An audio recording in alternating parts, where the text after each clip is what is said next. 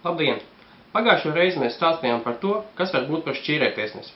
Šodien es jums pastāstīšu par to, kas ir šķīrētiesas atruna.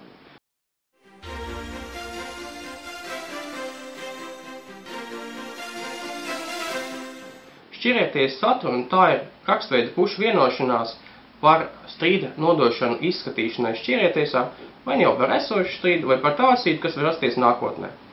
Šķīrētiesas atruna ir obligāts nosacījums, lai varētu strīdu nodot izskatīšanai šķīrētiesā.